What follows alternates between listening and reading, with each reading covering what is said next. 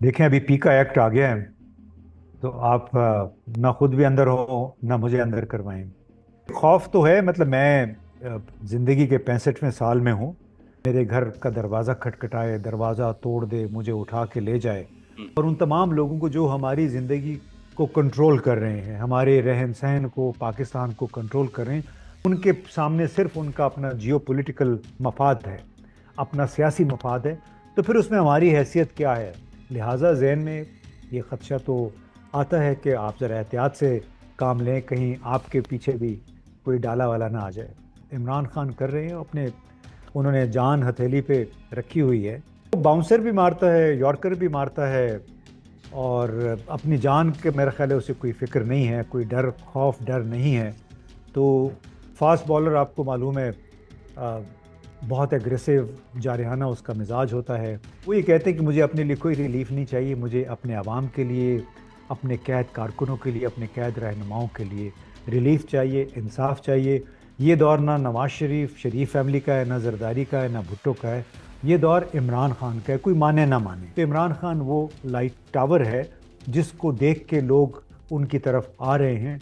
Fill वक्त आवाम की बड़ी अक्सरियत को उस उनकी तवज्जो जो है उस लाइट टावर से हटाना बड़ा मुश्किल नज़र आ रहा है। अस्सलाम वालेकुम नाज़रीन, आप सियासत डोर पीके देख रहे हैं। सौरभ बरकत आपसे मुखातिब है। पाकिस्तान के प्रोमिनेंट शख्सियत, जर्नलिस्ट हैं, एक बड़ी इंपैक्टफुल आवाज है। इम्तियाज गुल साहब हमारे साथ मौजूद हैं। Sir, very much welcome. अस्सलाम वालेकुम। जी अस्सलाम वालेकुम जनाब, खैरियत से हैं हम। बहुत शुक्रिया। इम्तियाज गुल साहब, आपने एक वीलॉग किया और उसके बाद मैं देख रहा था कि पाकिस्तान के तकरीबन तमाम तर मोतबर साफियों ने उसके ऊपर कमेंट्री की, वीलॉग्स किए। और खबर उसके अंदर यह थी कि पाकिस्तान की कुछ अहम तरीन शख्सियात के ऊपर अमेरिका के अंदर सफरी पाबंदियां लगने वाली हैं और इसके ऊपर बाकायदा से कार्रवाई चंद दिनों में होने वाली है। देखें, अभी पी का एक्ट आ गया है। तो आप ना खुद भी अंदर हो ना मुझे अंदर करवाएं। आप कहते हैं ऐसी कोई खबर पी का एक्ट के तहत जो कि हेजान पैदा करे, तो आप फिर काबिल दस्तंदाजी हो जाते हैं, यानी आपके खिलाफ फिर मुकदमा बन सकता है। तो बहरहाल वो जो खबर, तो मेरा ख्याल है खबर थी, अभी तक उसकी तस्दीक नहीं हुई, लेकिन वो गर्दिश में है। जिस तरह मुझे बताया गया, मेरा ख्याल है और बहुत सारे लोगों को भी बताया गया, लंदन में कोई साहब हैं उनको भी पता था उसका, कि जिस तरह बांग्लादेश के इलेक्शन कमीशन के खिलाफ, और उस वक्त वहाँ के कुछ गवर्नमेंट ऑफिशियल्स थे, सिविल और मिलिट्री, उनके खिलाफ सितंबर 2023 में पाबंदियां लगाई गई थी, क्योंकि इलेक्शन में धांधली हुई थी जो कि जनवरी 2023 में हुए थे। इसी तरह जो वेनेजुएला में जुलाई में इंतखाबात हुए गुज़िश्ता साल, तो उसमें भी बहुत धांधलियों का इल्ज़ाम था, और मौजूदा जो सदर हैं जिन्होंने 10 जनवरी को हल्फ उठाया, उन्हें भी कबूल करने से इनकार किया बाइडन इंतज़ामिया ने। अब तो चूंकि नई हम ट्रंप इंतज़ामिया आ गई है, लेकिन बाइडन इंतज़ामिया ने वेनेजुएला के ख़िलाफ़ पाबंदियां भी लगाई हैं, बल्कि जो पाबंदियां कुछ लगी थी सफरी और कुछ इकोनॉमिक सेंक्शंस थी, उनमें मजीद 1.5 साल यानी 18 महीने का तोसी की है। तो इस लिहाज से जो खबर अ, हमें मिली थी, जिस बुनियाद पे हमने बात की थी, वो ये दो मिसालें थी सामने हमारे, कि बांग्लादेश और वेनेजुएला के, अगर उनके इलेक्शन कमीशन के खिलाफ उनकी हुकूमत के वो लोग जो कि इलेक्शन कमीशन में बराह रास्त शामिल थे या उसको सपोर्ट करते रहे, उनके खिलाफ अगर पाबंदियां लग सकती हैं, तो फिर ऐन मुमकिन है पाकिस्तान में भी, चूंकि फरवरी 2024 के इंतखाबात काफ़ी मुतनाज़ थे, तो पाकिस्तान के खिलाफ भी अगर पाबंदियां लग जाती हैं या चंद शख्सियात पे लग जाती हैं, तो इसमें कोई अचंभे की बात नहीं है। सर, मेरी इतलात के मुताबिक बहरहाल जो ओवरसीज से बातचीत हुई है, उन्होंने एक लेटर भी, खत भी ट्रंप को लिख दिया है और बिल्कुल उसके अंदर शख्सियात के नाम भी शामिल है। इम्तियाज गुल साहब, सर आपका 40-45 सालों का तजुर्बा है, एक बड़ी लाइफ जिंदगी आपने इस मुल्क को दी है, साफत को दी है। आज आपको सर डर लगता है? आप किस फ्रेम ऑफ माइंड में हैं? जो कवानीन बना दिए गए हैं, जिस तरीके से आज डॉन के अखबार के अंदर वो जो तस्वीर छपी हुई है कि साथियों को पुलिस ऐसे मुक्के मुक्के सामने उन्होंने किए हुए हैं, आपको डर लग रहा है सर इस? देखिए, खौफ तो है, मतलब मैं जिंदगी के 65वें साल में हूँ। तो मेरी तो कोई ख्वाहिश नहीं कि कोई आके मेरी इजाज़त के बगैर मुझे उंगली भी लगाए। जी। और इन हालात में अगर मुझे, मैं मुकम्मल तौर पे सच बात करूं और उसकी पादाश में कोई आके मेरे घर का दरवाज़ा खटखटाए, दरवाज़ा तोड़ दे, मुझे उठा के ले जाए, हम्म। तो जाहिर है मैं उस चीज़ का मुतहम्मल नहीं हो सकता, बल्कि कोई भी नहीं हो सकता। कोई भी बाइज्जत शख्स या खातून اس بات کا متحمل نہیں ہو سکتا کہ انہیں سچ بولنے کی پاداش میں کسی غیر نامناسب رویے کا سامنا کرنا پڑے۔ بحیثیت مجموعی بلا شبہ آپ کے ذہن میں ایک خوف ہوتا ہے ایک ایسے ملک میں جہاں پہ جس شخص نے ایک جرم کیا ہو لیکن آپ ٹی وی چینلز پہ اس کا نام نہیں لے سکتے، آپ کو کہہ دیا جاتا ہے کہ آپ ان کا نام نہیں لیں گے۔ سابق وزیر اعظم عمران خان پہ بھی آپ کو معلوم ہے ابھی تک ایک پابندی لگی ہوئی ہے کہ ان کو بانی پی ٹی آئی کہا جاتا ہے، مطلب بڑی مضحکہ خیز سی صورتحال ہے کہ چینلز کے اندر جتنے بھی ان کے اینکرز ہیں، جتنے سیاستدان ہیں دوسری پارٹیوں کے، وہ کہتے ہیں کہ بانی پی ٹی آئی، یعنی یہ پابندی لگا کے کتنا پاکستان کا مذاق اڑوایا گیا ہے۔ تو اس لیے بحیثیت مجموعی اور یہ آپ خوفزدہ تو ہوتے ہیں، ذہن میں ایک سینسر آپ کے آ جاتا ہے کیونکہ میں اکیلا تو نہیں ہوں یہاں پہ، میری پھر ایکسٹینڈڈ فیملی ہے، بہن بھائی سب مختلف اپنے کام کاج میں مصروف ہیں، اور کوئی بھی نہیں چاہتا کہ ان کی زندگی میں کوئی ڈسرپشن آئے، ان پہ کام کاج پہ کوئی قدغن لگے۔ اور ہم نے تو دیکھا کہ جو پی ٹی آئی کے ساتھ، ہمارا تو پی ٹی آئی کے ساتھ کوئی تعلق نہیں ہے، ہم پاکستان میں رول آف لاء کی بات کرتے ہیں، جمہوری حقوق کی بات کرتے ہیں، اور اس ایجنڈے پہ، اس پیمانے پہ کوئی بھی پارٹی، کوئی بھی سیاسی شخصیت اگر پورا اترتی ہے تو ہم اس کا خیر مقدم کریں گے، اس کی حمایت کریں گے۔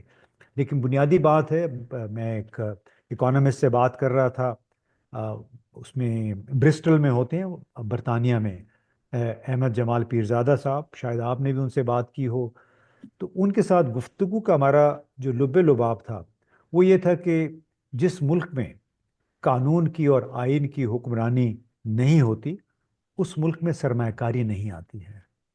تو یہ ایک بنیادی سا نقطہ ہے جو کہ آپ کو، مجھے اور ان تمام لوگوں کو جو ہماری زندگی کو کنٹرول کر رہے ہیں، ہمارے رہن سہن کو، پاکستان کو کنٹرول کر رہے ہیں، انہیں یہ سمجھنا ہوگا کہ زور زبردستی کے ساتھ اور عوام سے، عوام اور اس ریاستی اداروں کے درمیان جو اعتماد کا رشتہ ہے وہ ختم ہونے کے بعد، اور آئین اور قانون کی پیروی نہ کرنے کی صورت میں، پاکستان اتنا بڑا ملک ہے، اتنا ٹیلنٹڈ، یہاں اتنا ٹیلنٹ ہے، وہ پھر ترقی نہیں کر سکتا ہے، نہ ہی غیر ملکی سرمایہ کاری یہاں پہ آ سکتی ہے۔ یہ سر انہیں سوچنا چاہیے جنہوں نے ریٹائرمنٹ کے بعد ظاہر ملک میں رہنا ہو، بعض اوقات اکثر ہوتا ہی ہے کہ جو بھی ریٹائر ہو جاتا ہے سر ملک سے چلا جاتا ہے اور پھر نہ لینی نہ دینی۔ امتیاز گل صاحب، سر دو جڑے ہوئے سوالات ہیں، ایک تو یہ بتائیں کہ ہمارے یورپی یونین کے ساتھ جی ایس پی پلس اسٹیٹس ہم انجوائے کرتے ہیں، 27 کنونشنز ہیں، 27 کنوینشن ابھی میں پڑھ رہا تھا، ان میں سے 4-5 سر فریڈم آف سپیچ اور فریڈم آف ایکسپریشن کے حوالے سے۔ آپ 65 سال عمر کے اس حصے میں پہنچ کر اس سے پہلے یہ خوف، ٹیرر، اس فریم آف مائنڈ کے ساتھ آپ نے کام کیا یا زندگی گزاری؟ نہیں دیکھیں، خوف اس مرتبہ اس لیے پیدا ہوا، اب معلوم نہیں کہ اگلے آئندہ 2-3 ہفتوں میں کیا ہوتا ہے، لیکن اس سے پہلے تک خوف اس لیے پیدا ہوا تھا کہ جو جمہوری حقوق کے اور جو رول آف لاء کے علمبردار تھے، یورپی یونین کے رکن ممالک بشمول امریکہ کے، ان تمام نے ایک ایسا پیمانہ رکھا ہوا تھا کہ اس کی بنیاد پہ وہ چین کی بھی مذمت کرتے تھے، پاکستان کی بھی مذمت کرتے تھے، لیکن جب سے روس اور یوکرین کا تنازع شروع ہوا اس کے بعد حقوق انسانی اور رول آف لاء جیسی جو چیزیں تھیں وہ سب نے بالائے طاق رکھ دی۔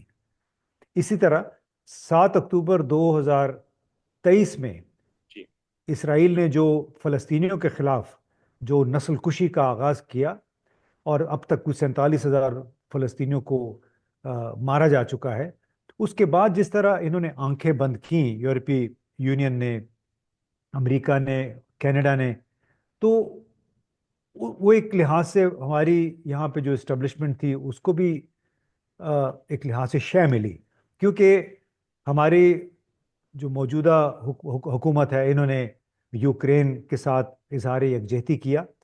اب اس کے نتیجے میں پاکستان کے اندر جتنی حقوق انسانی کی صورتحال تھی، جو سخت گیر قسم کی قانون سازی ہوئی، اس سے یورپی یونین نے اور امریکہ نے منہ موڑ لیا، یعنی آنکھیں بند کر دی کہ جو ہوتا ہے ہونے دیں، کیونکہ یہ روس کے خلاف ہمارا ساتھ دے رہے ہیں، اور اسرائیل کے حوالے سے مکمل طور پہ خاموش ہے، عملی طور پہ انہوں نے کچھ نہیں کرنا ہے۔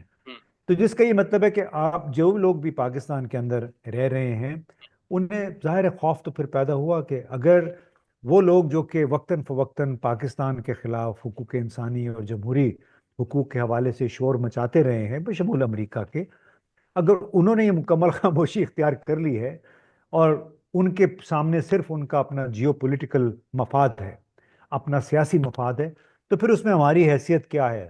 لہٰذا ذہن میں یہ خدشہ تو آتا ہے کہ آپ ذرا احتیاط سے کام لیں، کہیں آپ کے پیچھے بھی کوئی ڈالا والا نہ آ جائے۔ That's sad, very sad reality. سر یہ بتائیں کہ کل ایک صحافی نے رپورٹ کیا اور اس کے بعد ظاہر ہے یہ کافی حد تک وہ حکومت کے ترجمان بھی مانے جاتے ہیں، انہوں نے کہا کہ عمران خان صاحب کو یہ پیغام بھیجا گیا ہے، اور ظاہر ہے اس کے اندر انہوں نے کہا آرمی چیف کے صاحب کے ساتھ ملاقات نہیں ہوئی بلکہ دوسرے نمبر پر ملاقات ہوئی، اور خان کو پیغام بھیجا گیا کہ چند دنوں کی خاموشی اپنا لیں، چند دنوں کی۔ سر یہ اس کی تشریح کیجیے گا، یہ چند دنوں کی خاموشی، یہ پہلے معافی سے شروع ہوا تھا، پھر 3 سالوں کے لیے باہر چلے جائیں، پھر 3 سالوں کے لیے خاموش ہو جائیں، اب چند دنوں کی خاموشی کا کہا جا رہا ہے۔ دیکھیے مجھے نہیں معلوم اس میں کس حد تک صداقت ہے، لیکن ایک بات تو واضح ہے کہ کوشش بڑی ہے کہ عمران خان سابق وزیر اعظم اپنا جو بیانیہ ہے، چاہے وہ انتخابات سے متعلق ہے، چاہے وہ 9 مئی کے حوالے سے ہے، چاہے وہ 26 نومبر 2024 کے حوالے سے ہے، آ، اس پہ خاموشی اختیار کر لیں، اس سے دستبردار ہو جائے۔